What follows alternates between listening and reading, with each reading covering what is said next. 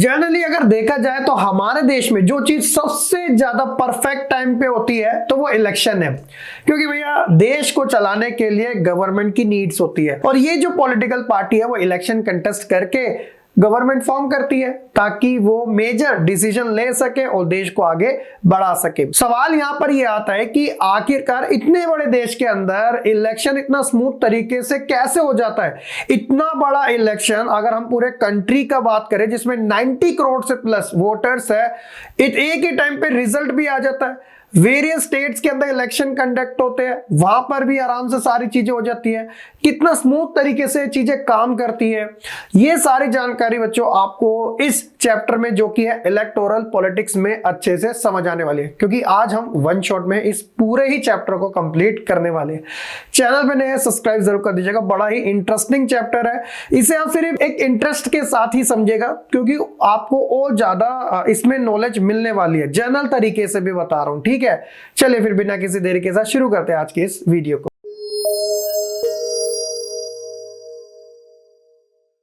सबसे पहले बच्चों हम एक केस स्टडी के बारे में समझने की कोशिश करते हैं जो एक इंट्रो के बेसिस पे भी आपके काम आएगी, जहां पे आपको बताया गया असेंबली इलेक्शन हरियाणा को लेके। आप जानते हो हरियाणा नॉर्थ इंडिया का पार्ट है। अब यहाँ पर एक किस्सा जुड़ा हुआ है जिसमें आपको इलेक्शन के बारे में बताया गया है। देखिए यहाँ पर एक पर्सन है जिनका नाम है मिस्टर देवीलाल। तो ये जो देवीलाल है वो चीफ है हरियाणा संघर्ष समिति के, मतलब लीडर आप कह लीजिएगा, जो कि 76 ईयर ओल्ड के हैं। अब ये इलेक्शन में अपना टाइम कैसे स्पेंड करते हैं, जिसमें बताया गया ये सुबह 8 बजे से लेकर रात के 11 बजे तक बैक टू बैक वो क्या करते हैं, इलेक्शन मीटिंग करते हैं, जिसके ऊपर वो वेरियस इश्यूज के ऊपर बात करते हैं, चाहे वो स्पीच देना हो या आपसी मीटिंग करना हो। क्योंकि यहाँ पे बताया जा रहा है कि इलेक्शन अब होने वाले हैं हरियाणा के अंदर, जो कि 1987 की बात हो रही है। पूरे ऑलमोस्ट 23 मंथ तक ये कैंपेनिंग करते हैं, जिसका रिजल्ट इन्हें इलेक्शन में भी देखने को मिलता है। अब इलेक्शन रिजल्ट क्या आता है, देखिए मैं आपको पूरा डेटा बता देता हूं। ये है हरियाणा का 1987 का इलेक्शन रिजल्ट, जिसके अंदर आप देखोगे 90 सीट के ऊपर यहाँ पे इलेक्शन होते हैं और 90 सीट में से जो नंबर 1 पार्टी होते हैं वो लोकदल होता है, जो इन्हीं की पार्टी होती है, जिसमें इन्होंने 69 कैंडिडेट कंटेस्ट करवाए थे, जिसमें से ये 60 तो जीत ही गए और मेजॉरिटी जो सीट चाहिए होती है 45 प्लस चाहिए होती है, अकेले दम पे ये इलेक्शन जीत जाते हैं। जबकि कांग्रेस बड़ी फेमस पार्टी 5 और जनता पार्टी जो नई नई बनी होती है कुछ ही टाइम वो 16 सीटें लेके आती है। तो इतनी फेमस पार्टी नीचे चली जाती है और वहां की रीजनल पार्टी मेजॉरिटी के साथ इलेक्शन जीत जाती है। तो इस चीज से आप क्या समझते हो कि देखो इलेक्शन के अंदर बहुत सारा काम करना पड़ता है और उसका आउटपुट आपके फेवर में है ऐसा कोई जरूरी नहीं है, क्योंकि ऐसा ही इनके साथ कुछ हुआ था।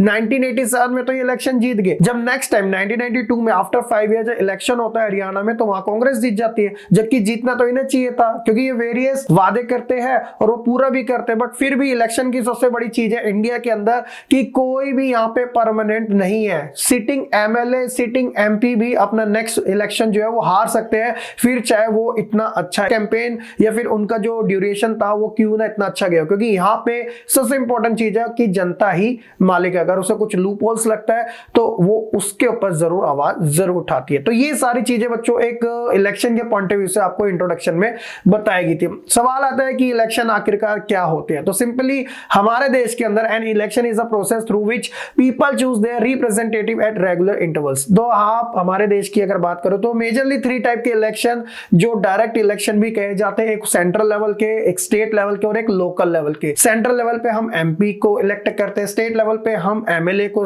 इलेक्ट करते हैं और लोकल लेवल पे हम पंचायत और जो नगर पालिका होते हैं उस इलेक्शन में पार्टिसिपेट लेते हैं, जिसके अंदर मेजरली अगर हम शहरों की बात करें तो वहां पे जो जिन्हें हम इलेक्ट करते हैं वो काउंसलर कराए जाते हैं, पार्षद यानी, ठीक है। और ये इंटरवल बेसिस पे होते रहते हैं कि कभी यूपी में इलेक्शन हो रहा है तो कभी दिल्ली में, कभी हरियाणा में, तो कभी असम में, तो अलग अलग जगह पे अलग अलग टाइम पे होते रहते हैं। और जो नेशनल इलेक्शन होते हैं जिसे हम जनरल इलेक्शन भी कहते हैं, प्राइम मिनिस्टर वाले, तो वो अपना 5 ईयर के बाद ही आते हैं। और एक चीज याद रख लीजिएगा, इन तीनों ही इलेक्शन के अंदर एक कॉमन चीज है कि सबको 5 ईयर का ही टाइम दिया जाता है, ठीक है, रूलिंग करने के लिए। और ऐसा क्यों है उसके बारे में भी हम आगे पढ़ेंगे। आगे बात करते हैं कि why why do we need election. मैंने आपको बताया था कि देखिए हमारे देश के अंदर जो मेजर डिसीजन है वो गवर्नमेंट लेती है, और गवर्नमेंट बनती कैसे, गवर्नमेंट बनते हैं इलेक्शन के पॉइंट ऑफ व्यू से, कि various political party election contest करती है, जो मेजॉरिटी ऑफ नंबर लेके आ जाती है तो वो गवर्नमेंट बनाने के लिए एलिजिबल हो जाती है, और मेजर जो डिसीजन होता है वो उसी के अंडर में काम करते हैं, चाहे फिर वो नेशनल लेवल की बात करो, स्टेट लेवल की, या फिर लोकल लेवल की। इसके अलावा फिर भी हमें क्यों जरूरत है,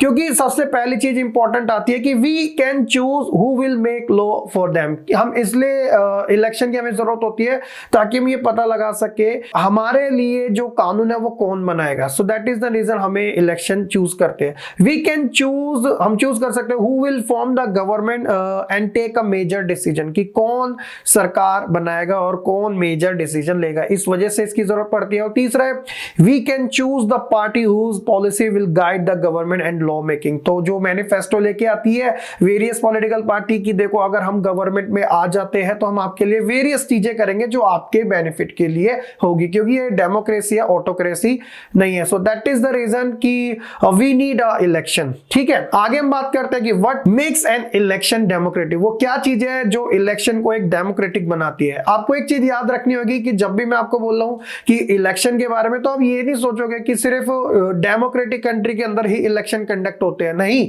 नॉन डेमोक्रेटिक कंट्री के अंदर भी इलेक्शन कंडक्ट करवाए जाते हैं, बस थोड़ा वो तरीका अलग होता है। वो कैसे, देखिए election can be held in a many ways, बहुत तरीकों से इलेक्शन कंडक्ट करवाए जाते हैं। All democratic country hold election, ज्यादातर जितनी भी डेमोक्रेटिक कंट्री होती है वहां पे इलेक्शन तो कंपलसरी होते ही है, but most non democratic country also hold some kind of election. जैसे चाइना के अंदर एक ही पार्टी है, कम्युनिस्ट पार्टी, तो वहां पर भी बहुत बड़ी पार्लियामेंट है और वहां पे इलेक्शन कंडक्ट भी होते हैं। बस फर्क सिर्फ इतना है कि वहां पे पहले कम्युनिस्ट पार्टी से हमें परमिशन लेनी पड़ती है, तब जाके वहां पे इलेक्शन आप कंटेस्ट कर सकते हो। तो ये तो नॉन डेमोक्रेटिक का एग्जांपल हो गया। सवाल है कि how do we differentiate democratic election from any other election, कि हम डेमोक्रेटिक इलेक्शन को अदर टाइप के इलेक्शन से कैसे डिफरेंशिएट कर सकते हैं, तो उसे समझिएगा। सबसे पहले हमें क्या करना होता है, everyone should be able to choose, हर किसी को ये अधिकार हो कि वो चूज कर सकता है। This mean that everyone should have one vote and every vote should have equal value. ऐसा नहीं है कि अमीरों का एक वोट की वैल्यू 10 है और गरीबों की एक वोट की वैल्यू 1 है, नहीं, सबको इक्वल तरीके से राइट्स वोट प्रोवाइड करवाना, और उन सभी वोट की जो वैल्यू है वो एक ही होनी चाहिए। ठीक है, तो ये इक्वालिटी लेके आता है, जैसे हमारे इंडिया के अंदर हमें देखने को मिलता है। Second, there should be something to choose from, parties and candidate should be free to contest election and should offer some real choice to the voter. तो भैया ये प्रॉपर तरीके से एक इंडिपेंडेंट चॉइस होनी चाहिए किसी भी के लिए, कि वो पार्टी को पसंद करता है, कैंडिडेट को पसंद करता है, तो फ्री तरीके से वो इलेक्शन कंटेस्ट कर रहा है। अगर वो जीतना चाहे तो जीत सकता है, अगर वोटर उसे पसंद करते हैं तो। थर्ड है the choice should be for a regular interval, election must be held regular after every few years। ऐसा नहीं कि एक बार कोई गवर्नमेंट बन गई 5 साल तक के लिए बनी है, अभी के समय ऐसा नहीं था कि चलो एक बार बन गया तो जिंदगी भर हम ही रहेंगे, हम चाहे हम अच्छा करें बुरा करें, अब हम रूलिंग पार्टी बन गए, अब हम कभी नहीं हटेंगे। भैया डिक्टेटरशिप थोड़ी है कि आप 70-80 सालों तक आप ही रहोगे, नहीं, 5 ईयर तक का आपको टाइम मिलेगा, लिमिटेड टाइम मिलेगा। उसके बाद अगर आप अच्छा काम करते तो दोबारा 5 ईयर मिल जाएंगे, नहीं करते तो good bye, tata bye bye, किसी दूसरी पार्टी को ऑफर देंगे। कांग्रेस ने भी तो ऐसे किया था, 60-70 ईयर तक उसने रूल किया, फिर आज उसको रूलिंग पार्टी बनने का मौका ही नहीं मिल पाता नेशनल लेवल पे। अभी बीजेपी का वो चल रहा है, अब ऐसा थोड़ी है कि बीजेपी लाइफ टाइम तक रहेगी, उसको भी कोई ना कोई ऐसी एक मेजर पार्टी आएगी वो हरा देगी। तो ये डेमोक्रेसी जो है वो चलता ही रहेगा, कोई इसके अंदर बड़ी बात नहीं होती है। चौथी चीज है कि the candidate preferred by the people should get elected, तो अगर लोग पसंद कर रहे हैं तो वो इलेक्टेड माना जाएगा अगर जीत जाए तो। फिफ्थ है कि election should be conducted in a free and fair manner where people can choose at they really wish. तो ये फ्री एंड फेयर मैनर में इलेक्शन कंडक्ट होना चाहिए। ऐसा नहीं कि अमीर ही इलेक्शन कंटेस्ट करे, वही वोट डाले और उन्हीं में से कोई जीत जाए, तो गरीबों की बात कौन करेगा। तो फ्री एंड फेयर काफी इंपॉर्टेंट है। तो ये सारी चीजें एक तरीके से डेमोक्रेटिक हमें इलेक्शन में देखने को मिल जाती है। इसे आप शॉर्ट तरीके से भी कर सकते हो कि वो क्या चीजें जो इलेक्शन को डेमोक्रेटिक बनाती है, कि 1 पर्सन 1 वोट होना चाहिए, election must be held at regular interval basis पे होना चाहिए, और choice to the voter voters उनके पास मेन होनी चाहिए और फ्री एंड फेयर इलेक्शन होने चाहिए। तो एक क्विक रिवीजन के तौर पे आप ऐसे कवर कर सकते हो। नेक्स्ट हम बात करते हैं, it is good to have political competition. क्या ये सही चीज होती है कि पॉलिटिकल कंपटीशन होना चाहिए? Let's see, election are all about political competition. जब भी हम चुनावों की बात करते हैं तो यहाँ पे पार्टियों के बीच में हमें बहुत ज्यादा कंपटीशन देखने को मिलता है। This competition take a various form, और ये एक अलग ही लेवल पे ले जाता है। For example, the most obvious form is the competition among political parties. अब हमारे देश के अंदर one party two party system नहीं है, ध्यान रखिएगा। हमारे देश के अंदर मल्टी पार्टी सिस्टम है, यानी कि आपको नेशनल लेवल की पार्टी, स्टेट लेवल की पार्टी और अनरिकॉग्नाइज्ड पार्टी आपको देखने को मिलेगी, जो सभी इलेक्शन कंटेस्ट करने के लिए पूरी पूरी एलिजिबल मानी जाती है। अब वन पार्टी के अंदर एक सिंगल पार्टी, टू पार्टी के अंदर दो ही पार्टी, एक होगी ऑपोजिशन और एक होगी रूलिंग। लेकिन हमारे देश में वेरियस टाइप की multi party system. At the constituency level it take a form of competition among the several candidate. मान लीजिएगा कि एक सीट है, आप जहां पर भी रहते हैं एक सीट है, तो उस सीट के ऊपर वेरियस पॉलिटिकल पार्टी के जो लीडर है वो इलेक्शन कंटेस्ट कर सकते हैं। इस वजह से उसमें कंपटीशन और बढ़ जाता है। जो मेजर पार्टी होती है वहां से तो कैंडिडेट कंटेस्ट करता ही है इलेक्शन। कुछ ऐसे इंडिपेंडेंट कैंडिडेट भी होते हैं जो अपनी मनमर्जी से इलेक्शन कंटेस्ट कर सकते हैं, कोई रोका टोका नहीं है, बस वो एलिजिबल होना चाहिए तो वो इलेक्शन कंटेस्ट कर सकता है। तो सबको पूरी आजादी दी गई है। तो ये मेन पॉलिटिकल कंपटीशन देखने को मिलता है। If there is no competition, अगर ये सब कुछ ना हो, election will become a pointless. तो रहे इलेक्शन पॉइंटलेस हो जाते हैं, ठीक है। इसके बाद है, in a democracy political leader know what is good for the people. भैया जो नेता लोग होते हैं उन्हें ज्यादा हमसे पता होता है कि हमारे लिए क्या ज्यादा अच्छा है। It is motivate them to serve the people, और ये इसी चीज के लिए मोटिवेट करते हैं कि हम जीत जाएंगे तो हम आपके लिए बहुत अच्छा काम करेंगे, और हर कोई जानता है कि वो कितना अच्छा काम करते हैं। Regular electoral competition provide an initiative to political parties and leaders. तो ये टाइम पे चीजें होती रहनी चाहिए। Leader realize that if they work for the people they would become popular and their chance to win equal would increase. कहने का मतलब है कि अगर टाइम पे वो अपनी जनता के लिए काम करेगा तो उसके चांसेस ज्यादा बढ़ जाते हैं। आफ्टर 5 ईयर फिर से इलेक्शन होगा तो वो जीत सकता है। मतलब एक परसेंटेज जो होता है ना कि मे बी चांस हो सकते हैं, तो ऐसा हो जाता है, ठीक है। तो हम कह सकते हैं कि पॉलिटिकल कंपटीशन होना ठीक बात होती है। चलिए, अभी तो आपने पॉलिटिकल कंपटीशन के बारे में पढ़ लिया, तो वही है ना कि सिक्के के दो पहलू है। अच्छी चीजें जान ली, थोड़ा बुरा भी जान लीजिएगा। डीमेरिट्स ऑफ इलेक्टोरल कंपटीशन, जी हाँ, कुछ कमियां भी हमें देखने को मिल सकती है। तो वो कौन कौन सी हो सकती है उस पर नजर डालेगा। पहला है कि it creates a sense of disunity and factionalism in every locality. सबसे बड़ी खराब चीज माने जाती है, सबसे बेकार चीज मानी जाती है इलेक्टोरल कॉम्पिटिशन के अंदर कि लोगों के बीच में ना डिसयूनिटी हो जाती है। लोग एक दूसरे के दुश्मन हो जाते हैं, फैक्शनलिज्म को तेजी से स्प्रेड हो जाता है। वो प्रो बन जाते हैं, किसी पॉलिटिकल पार्टी का फ्री में एडवर्टाइज करते हैं, उनका प्रचार प्रसार करते हैं कि भाई अब मेरी नजर में तो ये पार्टी अच्छी है और दूसरी पार्टी खराब है, भाई तू इसे क्यों वोट डाला है, इसे वोट डाल, ये देश का भला नहीं कर सकती, ये हमारा भला नहीं कर सकती। तो ये फैक्शनलिज्म जो होता है ना वो कुछ ज्यादा फैल जाता है। जैसे सोसाइटी के अंदर जो आपसी भाईचारा होता है, जिसे हम कहते हैं यूनिटी, वो क्या हो जाता है, डिस हो जाती है, यानी कि बेकार हो जाते हैं, खराब हो जाते हैं। लोगों के बीच में नफरतें फैलना शुरू हो जाती है। ये बहुत खराब चीज है इलेक्टोरल कॉम्पिटिशन के अंदर पॉलिटिकल पार्टी के बीच में। Political party and leader often level allegation against and one another, यानी जब भी कैंपेनिंग होती है, स्पीच देते हैं, तो एक पार्टी दूसरी पार्टी के लीडर को बुरा भला कहती है, दूसरी वाली उसको कहती है। इस बीच में जनता बेचारी पिसती चले जाती है। Party and candidate often use the dirty tricks to win. बस ये है कि इल्जाम लगा दो या फिर रिलीजन से रिलेटेड कोई न्यूज दे दो, मतलब कोई स्पीच दे दो फालतू की, जिससे एक कम्युनिटी के लोग खुश हो जाए, दूसरी के खराब हो जाए, वगैरह वगैरह, ये सारी चीजें होती है।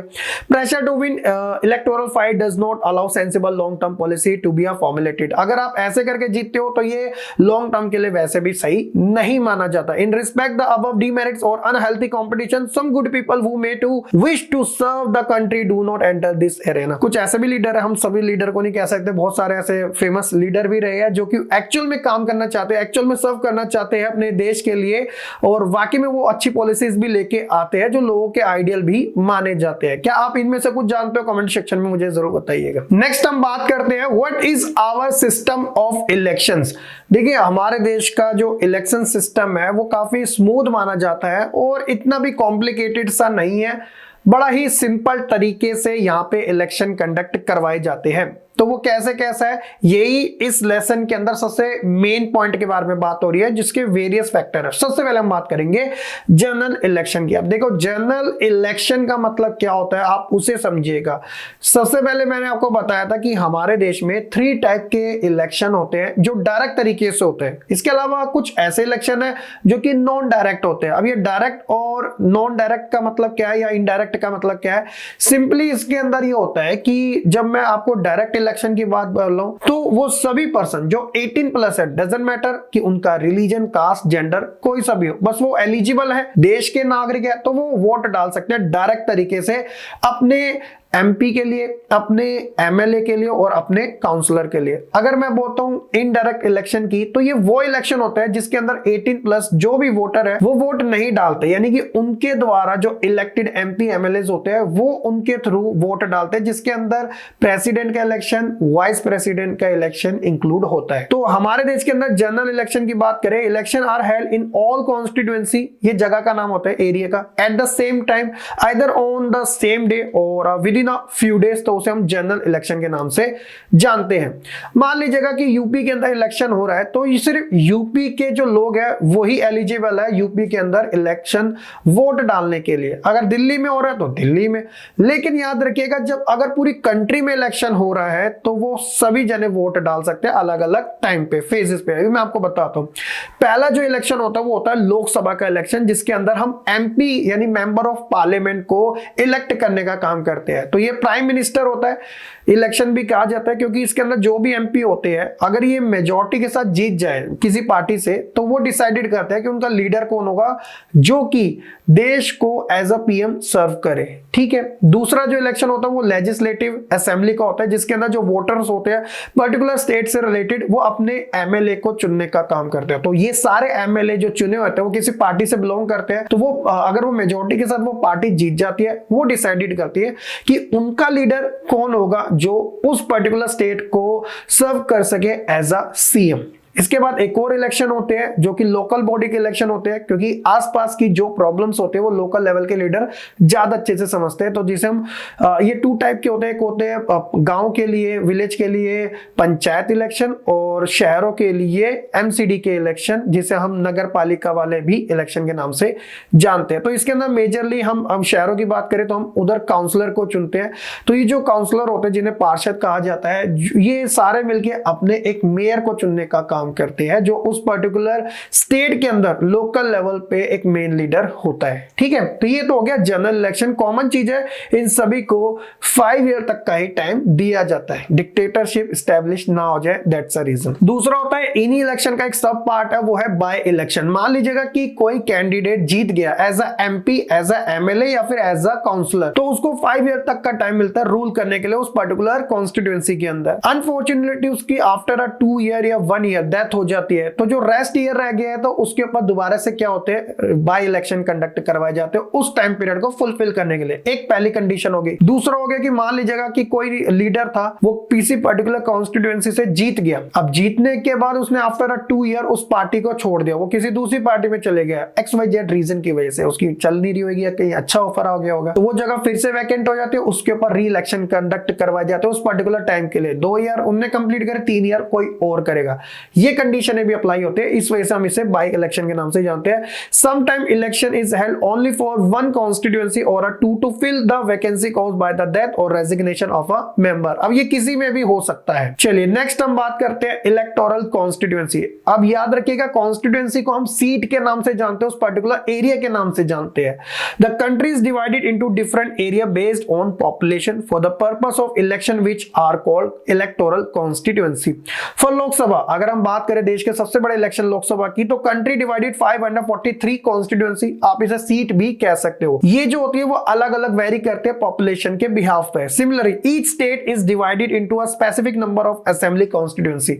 इन दोनों को दोबारा से बताता हूं, 543 तो ऑल ओवर कंट्री के अंदर सीट्स है। मान लीजिएगा कि यूपी इतना बड़ा स्टेट है जहां पे ऑलमोस्ट 24 करोड़ की पॉपुलेशन एग्जिस्ट करती है अभी के समय, तो वहां की जो लोकसभा की सीट आती है वो 80 आते हैं, यानी कि 80 MP वहां से इलेक्टेड हो सकते हैं। 80 क्यों हो सकते हैं? और सेम सिचुएशन आप दिल्ली की लीजिएगा, दिल्ली एक यूनियन टेरिटरी है, लेकिन यहाँ पर भी इलेक्शन होते हैं, तो यहाँ पे सिर्फ 7 MP ही इलेक्टेड हो सकते हैं। तो ये 80 और 70 का क्या रेशियो है? क्योंकि दिल्ली की पॉपुलेशन आप कह लीजिएगा 3 करोड़ के आसपास और यूपी की 24 करोड़ के आसपास, तो डिफरेंट है। जी हाँ, इसी का आप समझ लीजिएगा। सिमिलरली ये चीज हमें स्टेट्स के अंदर देखने को मिलती है। अब यूपी इतना बड़ा है तो वहां पे 404 सीट के समथिंग है, यानी कि एमएलए वाली, और दिल्ली बड़ा छोटा सा है तो यहाँ पे 70 है, हरियाणा पे 90 है, महाराष्ट्र में उससे ज्यादा है, बिहार में भी उससे ज्यादा है। तो ये अलग अलग वेरी करती है। बस यहाँ पे याद रखिएगा, एक चीज को कंसिडर किया जाता है वहां की पॉपुलेशन को ध्यान में रखते हुए, ठीक है। ये चीज वैसी है जैसे आपके क्लासरूम में 40 स्टूडेंट्स में एक टीचर का होना। अगर 80 स्टूडेंट हो जाएंगे तो 2 टीचर हो जाएंगे, अगर 120 हो जाएंगे तो 3 टीचर हो जाएंगे। तो जितनी पॉपुलेशन उसके बेस पे उनको कंट्रोल करने के लिए उतने ही लीडर, ठीक है। नेक्स्ट, इसी के साथ हम बात करते हैं, we read about the people of Haryana elected 19 MLA, जैसे हमने बात करी थी। In our country we follow an area based system of representation. This country is divided into different area of purpose of election. These are called the electoral constituency. The voter who live in the area elect one representative. तो एक ही हम representative को चुन सकते हैं एक जगह से, ठीक है। अब जैसे मैंने दिल्ली का एग्जांपल वही सारी चीजें बता दी कि यहाँ पे लोकसभा की 7 सीट है, तो यहाँ पे बीजेपी ने सारी जीत ली थी। एमएलए वाली जो है वो 70 सीटें है, तो यहाँ पे आम आदमी ने 62 जीती थी और बीजेपी ने 8 सीट जीती थी। ये सिर्फ एग्जांपल्स है जो मैंने आपको ऑलरेडी डिस्कस कर दिए। अब हमारी कंट्री के अंदर ना कुछ इन्हीं कॉन्स्टिट्यूएंसी के अंदर ना कुछ चीजें ऐसे हैं जो स्पेशली रिजर्व्ड है किसी कैटेगरीज के लिए, तो इसे हम रिजर्व कॉन्स्टिट्यूएंसी कहते हैं। देखिए, some constituency are reserve for the people who belong to the schedule caste and schedule tribes. SC और एसटी कम्युनिटी के लिए कुछ ऐसी सीट्स है जो कि रिजर्व्ड की गई है। अब इनको रिजर्व करने का जो क्राइटेरिया होता है वो किसके अंडर में आता है? वो आता है डेलिमिटेशन कमीशन ऑफ इंडिया, जो कि एक बॉडी है इलेक्शन कमीशन ऑफ इंडिया की, जिसका यही काम है पर्टिकुलर एरिया के अंदर अच्छे से उस वहां की जनता को रिकॉग्नाइज करना कि कौन कौन एससी एसटी कम्युनिटी से। अगर मेजॉरिटी ऑफ पीपल वहां पे एससी एसटी कम्युनिटी से है तो वो जो सीट है वो कंसिडर कर दी जाएगी किसके लिए? उस पर्टिकुलर कास्ट के लिए, एससी या फिर एसटी। अब ऐसा नहीं है कि वहां पे किसी एक ही पार्टी का लीडर इलेक्शन कंटेस्ट कर सकता है, नहीं, वहां पे किसी भी पार्टी का कोई भी लीडर कंटेस्ट कर सकता है इलेक्शन। बस कंडीशन होगी कि वो अगर रिजर्व सीट है तो इसका मतलब वहां पे अगर कांग्रेस या बीजेपी अपना कैंडिडेट उतार रही है ना इलेक्शन कंटेस्ट करने के लिए, तो या तो एससी कम्युनिटी से होने चाहिए या फिर एसटी से, जो वहां की क्राइटेरिया को फुलफिल कर सके, ठीक है। तो अभी के समय 26 जनवरी 2019 के अकॉर्डिंग हमारे देश के अंदर 84 जो सीट्स ऐसी है 543 में से जो कि रिजर्व्ड है ओनली फॉर एससी, और 47 ऐसी सीट है जो कि रिजर्व है फॉर एसटी। लोकसभा की बात हो रही है, देश वाले इलेक्शन की, ठीक है। यहां पर आप देख लीजिएगा, ये पूरा का पूरा लोकसभा कॉन्स्टिट्यूएंसी का मैप है, जहां पे 412 ऐसी सीट है जो जनरल है, 84 ऐसी सीट है जो कि रेड वाली है वो रिजर्व्ड है फॉर एससी, और 47 ऐसी है जो ग्रीन कलर की है एसटी के लिए। और यहाँ पे इन सभी कॉन्स्टिट्यूएंसी के अंदर बताया गया कि कितनी कितनी सीट्स आती है, और यहाँ पे यूनियन टेरिटरी जहां पे एमपी की सीट आती है। तो ये सारा आपकी एनसीईआरटी बुक में भी गिवन है, ये सिर्फ लोकसभा के लिए है, ठीक है। नेक्स्ट हम बात करते हैं वोटर लिस्ट के बारे में। अब ये वोटर लिस्ट क्या होती है उसे समझिएगा। देखिए, once the constituency is decided, जब एक बार कॉन्स्टिट्यूएंसी डिसाइडेड हो जाती है, द नेक्स्ट स्टेप होता है कि decided who can and who can not vote, कि कौन वोट डाल सकता है और कौन वोट नहीं डाल सकता। This decision can not left to anyone till the last day, और ये जो निर्णय होता है वो आखिरी दिन तक हमें नहीं छोड़ना पड़ता। इन अ डेमोक्रेटिक इलेक्शन, जब भी बात आती है एक लोकतांत्रिक चुनाव में, the list of those who are eligible to vote is prepare much before the election and given to everyone. तो ये सारा जो रिस्पॉन्सिबिलिटी होती है वो देश के इलेक्शन कमीशन की होती है कि यार किसी भी पर्सन को वोट वाले दिन से पहले ही उसको फाइनलाइज कर दिया जाए, उसका नाम जो वोटर लिस्ट में डाल दिया जाए कि वो एलिजिबल है और उस पर्टिकुलर कॉन्स्टिट्यूएंसी के अंदर वो अपना वोट डाल सकता है। इसके लिए बहुत ज्यादा अवेयर रहती है हमारा election system. This list is officially called the electoral roll, और आम भाषा में इसे हम वोटर लिस्ट के नाम से भी जान सकते हैं। मान लीजिएगा कि आप अभी जिस जगह पे रह रहे हैं और आपकी एज 18+ है और आपने अपना वोटर आईडी कार्ड भी बना रखे हैं, तो अगर मान लीजिएगा कि आने वाले टाइम पे आपके यहाँ पे इलेक्शन कंडक्ट होने वाले हैं, तो ये जो रिस्पॉन्सिबिलिटी रिस्पॉन्सिबिलिटी है वो इलेक्शन कमीशन की है कि वोटर लिस्ट में अब आपका नाम आ जाएगा क्योंकि आप एलिजिबल हो, वोटर आईडी कार्ड भी आपका बना हुआ है। अब यही सेम सिचुएशन कुछ टाइम बाद की ले लेते हैं कि कुछ टाइम बाद आप उस जगह को छोड़ के कहीं और चले गए, तो अब यही एक और रिस्पॉन्सिबिलिटी इलेक्शन कमीशन की बनती है कि जब नेक्स्ट टाइम आपके एरिया के लिए जो लिस्ट बन के आएगी तो उसमें आपका नाम क्या हो जाएगा, कट हो जाएगा, क्योंकि आप उस जगह को छोड़ के चले गए हो। इसके रीजन ये भी हो सकता है कि किसी की डेथ हो जाती है, कोई जगह छोड़ देता है, तो ये सारा जो रिस्पॉन्सिबिलिटी है वो इलेक्शन कमीशन की होती है, इसलिए उसे वो अपडेट करता रहता है टाइम टाइम पे। Everyone should get an equal opportunity to choose representative. In practice it means that everyone should have one vote and each vote should have equal value. One vote one value वही है कि ऐसा ना हो कि अमीरों की एक वोट की वैल्यू 10 है और गरीबों की एक वोट की वैल्यू 1 है, तो ये फिर से डिस्क्रिमिनेट हो गया, तो ये लोकतांत्रिक नहीं है, डेमोक्रेटिक नहीं है। सबकी वन वोट की वैल्यू 1 ही होनी चाहिए। No one should be denied the right to vote without a good reason, और किसी का भी वोट डालने से इनकार नहीं किया जा सकता एक अच्छे रीजन के साथ, ठीक है। Different citizen different from one another in many. बहुत सारे लोग एक दूसरे से अलग होते हैं अलग अलग चीजों में। सम आर रिच, कुछ अमीर होते हैं, सम आर पुअर, कुछ गरीब होते हैं, कुछ हाईली एजुकेटेड होते हैं तो कुछ एजुकेटेड ही नहीं होते, और किसी के पास तो बिल्कुल भी एजुकेशन नहीं होती।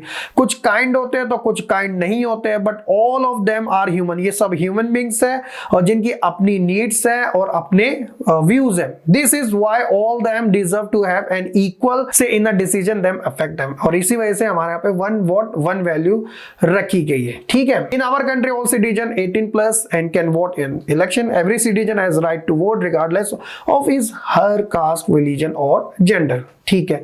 नेक्स्ट हम बात करते हैं नॉमिनेशन ऑफ कैंडिडेट। अब इसका क्या मतलब है, देखिए कोई भी इलेक्शन को कंटेस्ट कर सकता है, जरूरी नहीं है कि वो किसी पॉलिटिकल पार्टी से ही कनेक्टेड क्यों ना हो। अगर आप इंडिपेंडेंट हो, अकेले लड़ना चाहते हो, इतना आपके अंदर गट्स है कि आप अकेले लड़ सकते हो, तो आप अपना नॉमिनेशन कर सकते हो अपनी डिटेल के साथ। इस चीज की जो छूट है वो हमारा इलेक्शन कमीशन देता है। अगर आप सारे एलिजिबिलिटी जो क्राइटेरिया को फुलफिल कर पा रहे हो तो ध्यान रखिएगा, anyone who can be a voter can also become a candidate in election। हर वो व्यक्ति जो वोटर है वो कैंडिडेट भी बन सकता है इलेक्शन के अंदर अगर वो चाहता है तो। The only difference is that in order to be a candidate the minimum age is 25 and while it is only 18 year for being a voter। कहने का मतलब तो इसे आसान भाषा में party nomination is often called a ticket. हाँ भाई, इस पार्टी से इसको टिकट मिल गई तो लड़ सकता है चुनाव। समटाइम ना ऐसा भी होता है कि किसी पर्सन को वो किसी पार्टी से इतने टाइम से जुड़ा और वो पूरी उम्मीद लगाए बैठा था कि इलेक्शन होगा तो मुझे टिकट मिलेगी, बट पार्टी उसे टिकट नहीं देती, फिर उसकी नाराजगी होती है, वो पार्टी की बुराइयां भी करते हैं समटाइम तो वो पार्टी छोड़ के किसी दूसरी पार्टी में चले जाते हैं क्योंकि उन्हें अपनी पार्टी में तो वोट मिला नहीं, मतलब टिकट मिला नहीं, तो वो दूसरी पार्टी से ऑफर दे देते हैं, देखो हमारे पास आ जाओ हम आपको टिकट दे देंगे। तो ऐसा भी चलता रहता है, कोई बड़ी बात नहीं है, तो इसमें इतना ज्यादा वो सोचने वाली बात नहीं है। हर किसी को राइट है कि भैया जो डिजर्व करता है कि उसे वो मिले तो सही। Every person who wish to contest an election has to fill a nomination form and give some money as a security deposit. बस फर्क हमारे देश में इतना है कि कोई भी जो लीडर है अगर वो इलेक्शन कंटेस्ट करना चाहता है कर दीजिएगा, नॉमिनेशन फॉर्म फिलअप करना है, भर देना सारी डिटेल जो है, और सिक्योरिटी डिपॉजिट के तौर पर आपको कुछ मनी सबमिट करवाने पड़ेगी, यही कुछ 10,000 के आसपास। अगर SC/ST कम्युनिटी से है तो 5,000 ही आपके लगते हैं। Recent new system of declaration has been introduced direct from the supreme court.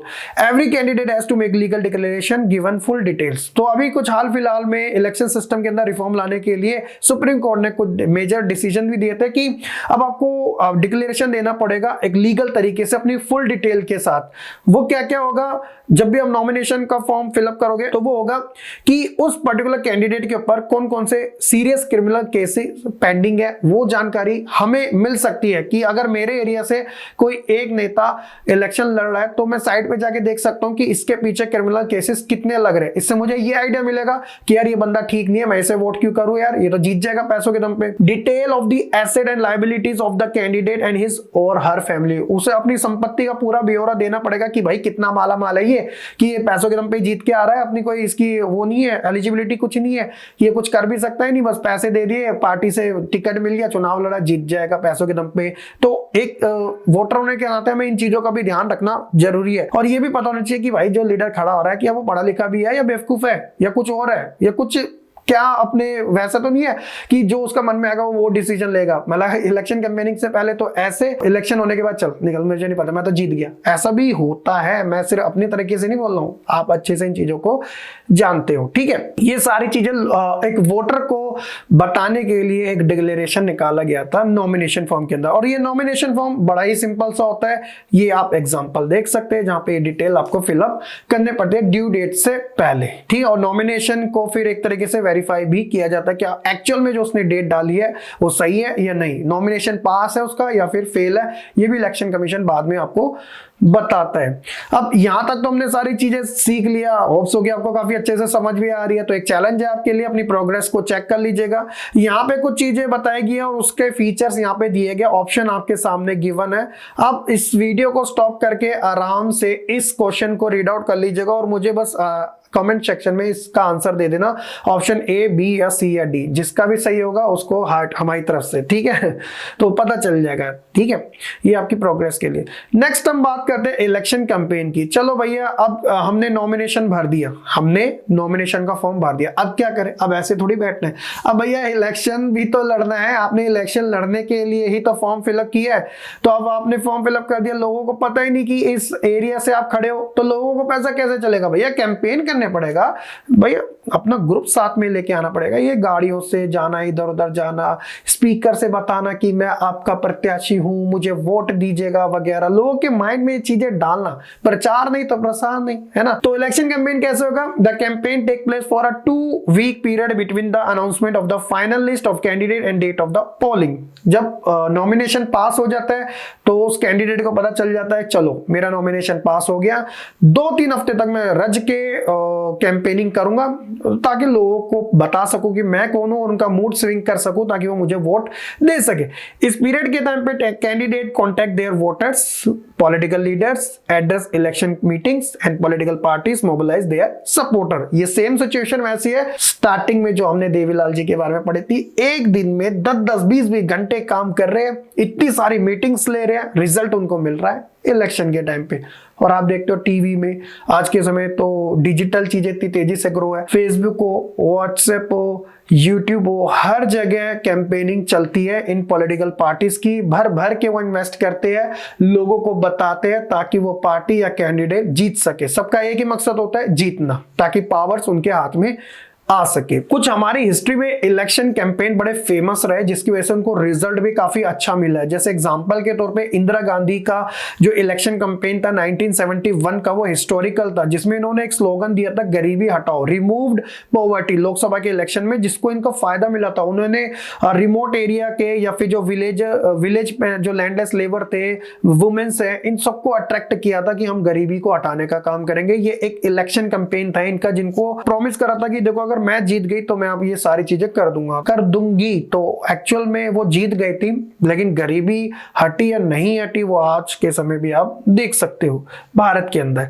एक और इलेक्शन कैंपेन जो कि जनता पार्टी ने दिया था, फर्स्ट टाइम ऐसा हुआ था कि कांग्रेस इतने टाइम से इलेक्शन जो जीतते आ रही थी, वो 1977 के इलेक्शन में लोकसभा वो हार गई थी, क्योंकि उसमें लीडरशिप थी जयप्रकाश नारायण के, जो इंदिरा गांधी के अगेंस्ट में इलेक्शन उन्होंने लड़ा भी था, मतलब कैंपेन किया था बहुत बड़ा, जिसमें बहुत सारे लोगों को उन्होंने इकट्ठा किया, और जो उन्होंने इमरजेंसी लगाई थी इंदिरा गांधी ने, उसके सारे नेगेटिव पॉइंट जनता के सामने रखे और जनता ने इंदिरा गांधी को वो इलेक्शन भी हरा दिया। वो बात अलग है, थोड़े टाइम बाद दोबारा से जिता दिया 1980 में।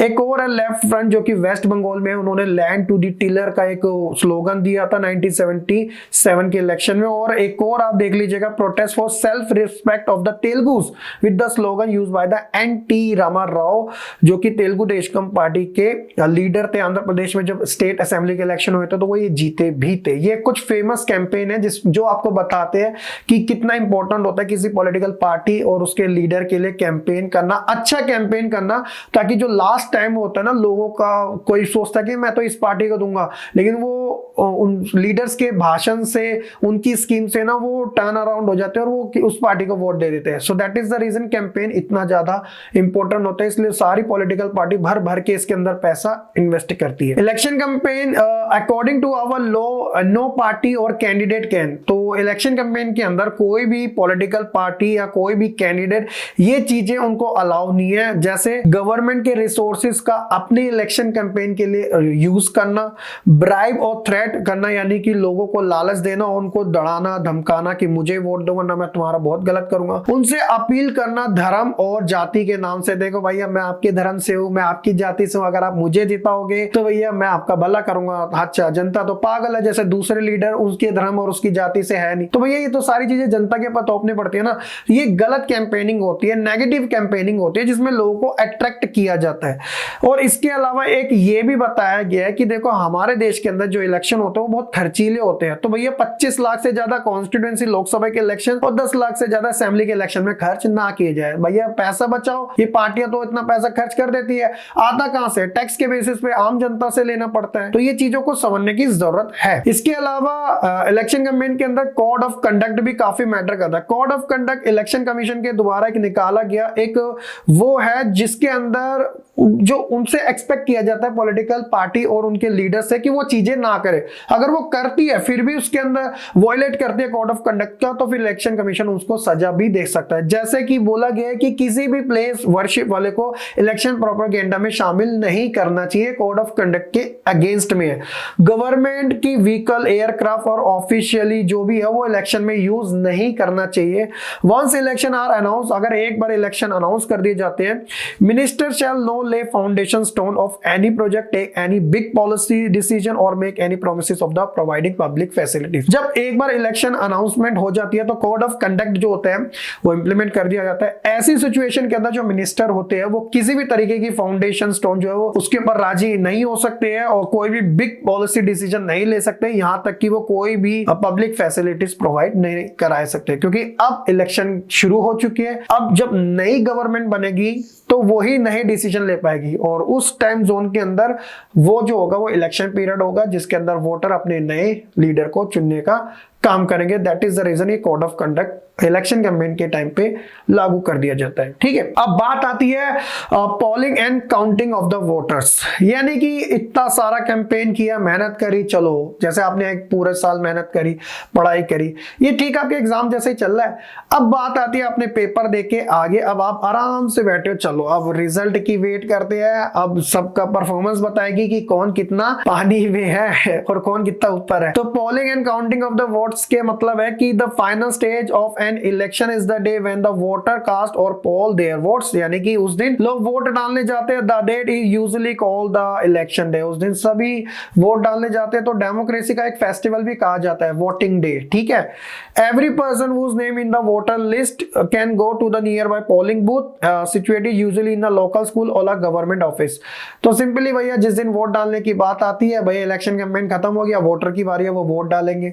जिस दिन वो वोट डालने जाएंगे, ये वोट कहां डालेंगे, विद इन मतलब एक बहुत कम दायरे के अंदर ही होता है, तो ये किसी लोकल स्कूल के अंदर पोलिंग बूथ बनाए जाते हैं या फिर किसी गवर्नमेंट ऑफिस में, ताकि लोग आराम से जाए, वहां से वोट डाल के आ जाए एक single vote. One the voter goes inside the booth, जब कोई वोटर एंट्री करता है वोट डालने के लिए बूथ के अंदर, बूथ मतलब उस जगह का नाम जहां पे वो वोट डाल के आएगा। द इलेक्शन ऑफिशियल आइडेंटिफाई हर, जो इलेक्शन ऑफिसर होता है वो उसको आइडेंटिफाई करता है, किस बेसिस पे, उसका एक डॉक्यूमेंट होता है जो कि वोटर आईडी कार्ड होता है, और मार्क करता है उसकी फिंगर पे एक ब्लू कलर की प्रिंट, ताकि वो दोबारा वोट ना डाल सके। एक आइडेंटिफिकेशन होती है, उसमें फिर उसको बोला जाता है कि आप वोट डाल के आ जाओ, वो डाल के आ जाता है जो भी उसका मन पसंदीदा कैंडिडेट या पार्टी है। तो ये पूरी इंडिपेंडेंट होती है।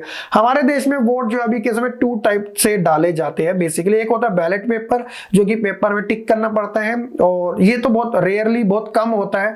और जो मेजर तरीके से होता है वो होता है ईवीएम, एक ऐसी मशीन होती है, यहाँ पे कैंडिडेट के नाम लिखे होते हैं, उनका सिंबल लिखा होता है, हमें वो जो पोलिंग बूथ में ऐसा खड़ा किया जाता है, वहां जाके एक बटन को प्रेस करते हैं। अगर मुझे A पर्सन पसंद है तो मैं उसे A पे प्रेस करूंगा तो नीचे लिखा आता है कि आपने वोट सक्सेसफुली डाल दिया, एक 2 की आवाज आती है। ठीक है, तो आपका वोट सक्सेसफुली अब डल चुका है। तो इलेक्ट्रॉनिक वोटिंग मशीन कहते हैं, जो आज के समय मेजरली बहुत बड़े लेवल पे यूज की जाती है। तो दो तरीके से होते हैं, ठीक है। नेक्स्ट हम बात करते हैं कि what make election in India democratic. वो कौन सी चीजें हैं जो इंडिया के अंदर इलेक्शन को एक डेमोक्रेटिक बनाती है। शॉर्ट तरीके से आप इन्हें कवर कर सकते हो। सबसे पहले वोटर लिस्ट के बारे में बताया गया, जो अपडेट होती है, जिसमें बार बार ये चीजें को देखा जाता है कि कोई पर्सन किसी पर्टिकुलर एरिया से हट चुका है, उसकी डेथ हो चुकी है, तो उसको अपडेट किया जाए, वो एक इंसान दो दो जगह से वोट ना डाल सके।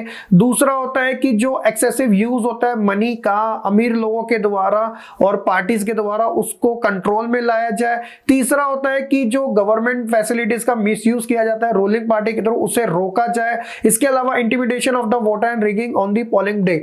अब भाई किसी वहां जाके पोलिंग बूथ पे जाके अपना जोर जबरदस्ती करना, किसी वोटर को बोलना कि भाई मेरी पार्टी को वोट डाल, मैं ये अच्छी पार्टी है, जो भाई वो कैंडिडेट की फुल इंडिपेंडेंट होती है, वो किसी भी पार्टी को वोट डाले। तो इन चीजों का ध्यान रखना जरूरी है और हमें इन्हीं तरीकों को कहते हैं कि हमारे देश के अंदर जो इलेक्शन कंटेस्ट होते हैं वो एक डेमोक्रेटिक फॉर्म में होते हैं। अब इसे थोड़ा डिटेल में समझने की कोशिश करते हैं। सबसे पहले हम बात करेंगे इंडिपेंडेंट इलेक्शन कमीशन। मैंने आपको स्टार्टिंग में बताया कि हमारे देश में इलेक्शन कंडक्ट करवाने का काम वो इलेक्शन कमीशन के अंडर आता है, जो कि एक इंडिपेंडेंट बॉडी है। In our country election are conducted by independent and very powerful election commission of India. It enjoy the same kind of independence that the judiciary enjoy. जैसा हमारे देश की सुप्रीम कोर्ट, हाई कोर्ट को मिली है independence, वैसी independence इस body को मिली है जो कि है election commission. The chief election commissioner is appointed by the president of India. अब यहाँ पे चीफ इलेक्शन कमिश्नर जो होता है उसको अपॉइंट करने का जो काम होता है वो देश के राष्ट्रपति के द्वारा होता है। एक चीज ध्यान में रखनी है, जब राष्ट्रपति election commission, chief election commission को नॉमिनेट अपॉइंटेड कर देता है, तो फिर उसके बाद उसकी रिस्पॉन्सिबिलिटी प्रेसिडेंट के अगेंस्ट में नहीं रह जाती, क्योंकि वो इंडिपेंडेंट बॉडी है, तो वो अब इंडिपेंडेंट तरीके से काम करेगा। सेम सिचुएशन आप जजेस को लेकर भी कह सकते हो, क्योंकि जजेस को भी अपॉइंट करने का काम प्रेसिडेंट का ही होता है। But once appointed the chief election commissioner is not answerable to the president of the government और द गवर्नमेंट, ठीक है। Election commission take decision on every aspect of the conduct and control the election and the announcement of the election of declare of the result. तो सारी चीजें उसी के under में आती है कि कब इलेक्शन होंगे, कहां पर इलेक्शन होंगे और कितने वहां पे कैंडिडेट जो है वो पास हुए नॉमिनेशन के अंदर, कितने जने वहां पे वोट डालने के लिए एलिजिबल है और किस दिन रिजल्ट आएगा। ये सारा जो डिटेल होता है वो इलेक्शन कमीशन के पास ही होता है, वही एक तरीके से अनाउंस करता है और वो इंप्लीमेंट करता है कोड ऑफ कंडक्ट को और पनिश भी करता है कैंडिडेट या पार्टी को अगर वो कोई भी कोड ऑफ कंडक्ट को वायलेट करता है, जो अभी हमने प्रीवियसली पढ़ा था। इसके अलावा इलेक्शन पीरियड के टाइम पे election commission can order to government to follow some guidelines to prevent use and misuse और governmental power to enhance its chances to win election और to transfer some government officials. कहने का मतलब है कि election period के time पे election commission एक तरीके से ऑर्डर भी दे सकता है गवर्नमेंट को कुछ गाइडलाइंस को फॉलो करने के लिए कि भैया देखो आप रूलिंग पार्टी, आपको कोई मिसयूज करना नहीं पड़ेगा, ना ही आप किसी का भी ट्रांसफर कर सकते हो। When on election duty governor officer work under the control of the election commission not the government. तो गवर्नमेंट ड्यूटी के टाइम पे जो गवर्नमेंट ऑफिसर होते हैं वो इलेक्शन कमीशन के लिए काम करते हैं, ना कि गवर्नमेंट के लिए, हालांकि गवर्नमेंट ही उन्हें भेजती है। दूसरा है पॉपुलर पार्टिसिपेशन, कि हमारे देश के अंदर इलेक्शन डेमोक्रेटिक कैसे होते हैं, तो वो पॉपुलर पार्टिसिपेशन की वजह से होते हैं। People participation in election is usually major by voter turn around figure. Turn around indicate the percentage of eligible voter who actually cast their vote. इसके अलावा आप देख सकते हो एक डेटा के अकॉर्डिंग, जिसमें बताया गया स्टार्टिंग में अगर लोग वोट नहीं डालेंगे तो लीडर किस बात का, किससे लड़ रहे, किस पार्टी से लड़ रहे, क्या फर्क पड़ता है जब लोग वोट ही नहीं डाल। वोटर का रोल काफी ज्यादा इंपॉर्टेंट होना चाहिए। ये जो वोटर टर्न अराउंड है, इंडिया यूके का एग्जांपल दिया गया है कि कैसे कैसे चेंजेस हुआ है। यहाँ पे आपको परसेंटेज मिलेगी, यहाँ ईयर मिलेगा और यहाँ पे प्रेजेंट ईयर मिलेगा। 2015 तक का डेटा बताया गया। यूके में स्टार्टिंग में 78% था, जो धीरे धीरे कम हुआ 59, फिर थोड़ा सा ऊपर गया 66। इंडिया के अंदर कंटिन्यूअसली ये बढ़ता गया, 56% से लेकर ये 58 गया, 62 गया, फिर सीधा जाके 66 तक गया और आज के समय भी ये इसी के आसपास रहता है। इससे पता चलता है कि अगर पर्टिकुलर किसी इलेक्शन के अंदर वोट डले हैं, अगर इतने परसेंट के आसपास वोट डले हैं, जो कि बहुत अच्छा माना जाता है, 70% तो बहुत अच्छा माना जाता है, क्योंकि रेयरली यहाँ पे पहुंच पाता है। तो इस चीज का जरा ध्यान रखिए। इससे में ये पता चलता है कि लोग कितना ज्यादा इंटरेस्टेड है इलेक्शन के अंदर, ठीक है। In India the poor, illiterate and under privilege people vote in larger proportion as compare to the rich and privilege section. Voter का पार्टिसिपेशन डेमोक्रेसी के अंदर, स्पेशल इलेक्शन की बात हो रही है, वो होना बहुत जरूरी है। लेकिन अंधाधुंध तरीके से वोट डालना जो कि बहुत गलत चीज है, जिसका खामियाजा उन्हें आगे चल के भुगतना पड़ता है। फिर वो बोलते हैं कि हमारे एक वोट की वैल्यू क्या ही है। हमारे देश में जो गरीब है, जो इलिटरेट है, जो पढ़े लिखे नहीं है, जो अंडर प्रिविलेज है, यानी कि जो गरीबी में ज्यादातर रह रहे हैं, लोअर मिडिल क्लास टाइप सारे, ये जो वोट का जो सेक्शन है वो काफी ज्यादा लार्जर है एज कंपेयर टू जो अमीर है या जो प्रिविलेज सेक्शन के लोग हैं, क्योंकि वोट का परसेंटेज इनका ज्यादा होता है इनके कंपैरिजन में। लेकिन अगर ये अच्छे तरीके से वोट डाले तो अच्छे लीडर चुन के आ सकते हैं, अच्छी पार्टी चुन के आ सकते हैं, जो कि उनके लिए आने वाले टाइम में अच्छी पॉलिसीज बना सकती है, वेलफेयर स्कीमें लागू कर सकती है। लेकिन जब लोग पार्टी या लीडर को किसी पर्टिकुलर रिलीजन, कास्ट के बेसिस पे देते हैं, उनके फेवर के बेसिस पे देते हैं, तो आगे चल के ये अपने लिए ही नुकसान साबित होता है। This is contrast to western democracy. ये वेस्टर्न डेमोक्रेसी से थोड़ा अलग है। For example United State of America, poor people, African American and Hispanics vote much less than the rich and the white people. अब ये कंट्रास्ट हमें बिल्कुल अलग मिलता है। अगर हम अमेरिका की बात करते हैं, वहां अमीर थोड़े ज्यादा इन्वॉल्व होते हैं डेमोक्रेसी में, और हमारे देश में गरीब जो है वो थोड़े ज्यादा इन्वॉल्व होते हैं as compare to rich people. ठीक है, ये देख लीजिएगा सोशल ग्रुप के अकॉर्डिंग कैसा परसेंटेज है यूएस और इंडिया का। यहाँ पे वोटर का टर्न अराउंड है, अपर कास्ट के जो लोग हैं वो 56% वोट डाल रहे हैं, जबकि ओबीसी, एससी, एसटी का कंपैरिजन देख लीजिएगा 58%, 60% और 61%। तो जो अपर कास्ट है उसके कंपैरिजन में अदर जो तीनों ग्रुप्स है वो ज्यादा वोट डाल रहे हैं। जबकि आप देखोगे यहाँ पे 2004 के अकॉर्डिंग यूएस के अंदर जो व्हाइट पीपल है, जो डोमिनेंट है, वहां पे वो 60% सबसे ज्यादा वोट डालते हैं।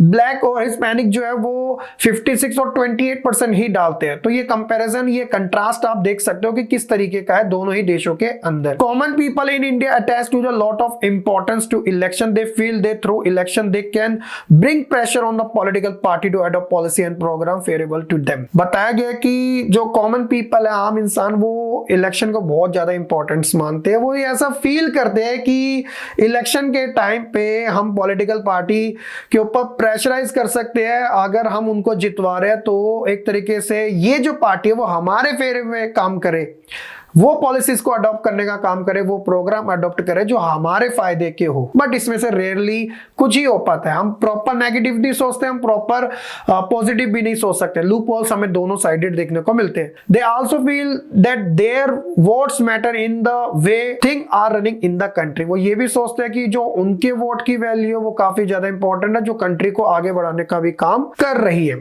तो ये सिर्फ लोगों की सोच है। मैं आपको ये नहीं कहता कि भैया वोट ना डालो, कोई फायदा नहीं है, ये बिल्कुल ही गलत बात है। डेमोक्रेसी में मैं आपको बता रहा हूं कि हर एक पर्सन का इन्वॉल्वमेंट जरूरी है। बस ये है कि थोड़ा बहुत जो जने हैं आज की डेमोक्रेसी को देखते हुए वो थोड़े अच्छे तरीके से वोट का अपना यूज कर सके। स्पेशली जो इंफ्रास्ट्रक्चर है, जो एजुकेशन, हेल्थ सिस्टम है, इनके ऊपर ज्यादा रिलाय करे, ना कि उन चीजों के ऊपर जो लोगों के अंदर सिर्फ फैक्शनलिज्म को ज्यादा क्रिएट करने का काम करती है। इस पाई चार्ट में आप देख लीजिएगा, जो कि नेशनल इलेक्शन स्टडी 2004 के अकॉर्डिंग पब्लिश किया गया था। Do you think your vote makes a difference? मतलब बताया गया कि क्या आपका जो वोट है क्या वो डिफरेंस ला सकता है? हैज अफेक्ट, लोग मानते हैं कि हाँ अफेक्ट कर सकता है, तो वो 67% है, मतलब मेजॉरिटी में वो बोलता है कि कोई फर्क नहीं पड़ा। कुछ लोग हैं नो अफेक्ट, वो 18% है। हाँ, किसी को कुछ पता नहीं, अरे हमारे वोट डालने से क्या ही हो जाएगा, तो वो 15% के आसपास है। इसके अलावा the interest of voter in election related activities has been increasing over the year. तो आज के समय तो वैसे भी और तेजी से ग्रोथ हो चुकी है, क्योंकि जो हमारे देश की पॉलिटिक्स है वो काफी सेंसिटिव होती जा रही है। During the 2004 election more than 1/3 voter took part in the campaign related activity. 2004 के इलेक्शन की बात बताई जा रही है, सिर्फ 1/3 जो वोटर थे उन्होंने कैंपेन से रिलेटेड एक्टिविटीज में पार्टिसिपेट किया था।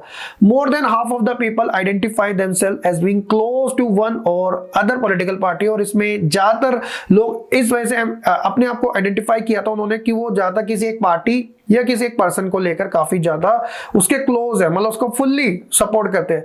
1 out of every 7 voter in a member of a political party. तो एक मतलब 7 में से एक जो पर्सन था वो पॉलिटिकल पार्टी का मेंबर था। अब ये देख लीजिएगा इलेक्शन ईयर के अकॉर्डिंग दोस्त who participate in any election related activity in India, जो कि वही नेशनल इलेक्शन स्टडी 1996 2004 का एक सर्वे बताया गया है, जिसके अंदर आप देखोगे 1986 में 8% था, जो कि 2004 में बढ़ते बढ़ते 32% हो गया, जो कि अपने आप में एक रिमार्केबल भी है। ठीक है, और आज के समय ये और ज्यादा ग्रो हो चुका है। Acceptance of the election outcome, जी हाँ, हमारे देश के अंदर ये चीज भी है, अगर कोई रिजल्ट आया है तो जो पार्टी हारी है ना, तो उसे वो एक्सेप्ट करना पड़ेगा।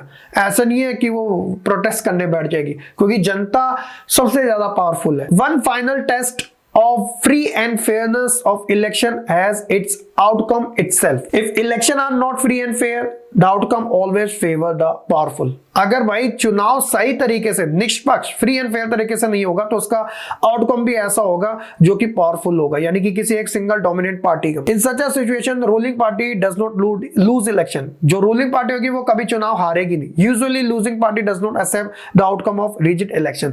खासतौर पर वैसे इलेक्शन के अंदर जो रूलिंग पार्टी होते हैं वो अपनी हार स्वीकार ही नहीं करती है, तो ये डेमोक्रेटिक नहीं हो सकता। यहाँ पे रूलिंग पार्टी है ना, अगर वो हार जाती है तो उसे अपनी हार स्वीकार करनी पड़ती है।